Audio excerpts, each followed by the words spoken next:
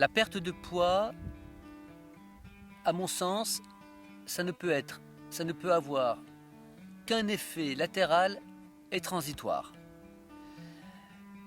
Déjà, quand une personne a pris 5, 10, 15, 20 kilos en peu de temps, il faut qu'elle se pose les questions et les bonnes questions sur le pourquoi, le comment se fait-il, le à la suite de quoi.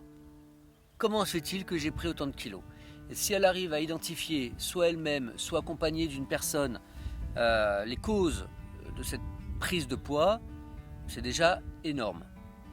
Et évidemment qu'en ne mangeant pas pendant une semaine, voire 2, voire 3 semaines, évidemment qu'il va y avoir une perte de poids, puisqu'il va y avoir de la graisse, il va y avoir de l'eau et il va y avoir des muscles qui vont partir.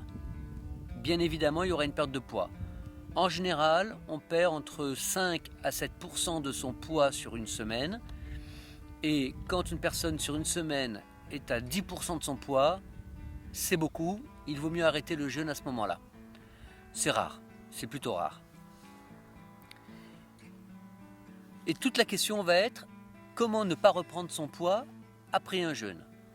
Si la personne, à l'issue du jeûne, ne met pas en place les réformes utiles et nécessaires qui ont amené ce poids avant le jeûne, les mêmes causes fabriquant les mêmes effets, cette personne va reprendre son poids, plus les agios et plus la TVA. Autrement dit, elle risque de faire ce qu'on appelle le yo-yo.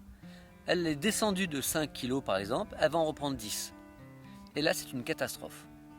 Et donc, il est très important de bien comprendre la reprise alimentaire, de bien comprendre qu'est-ce qui avait fabriqué ce poids en trop pendant ces mois ou ces années précédentes pour éviter que les mêmes causes fabriquent les mêmes effets. Voilà. Mais je le dis bien, à l'issue d'un jeûne, la perte de poids ne peut être qu'un effet latéral et transitoire.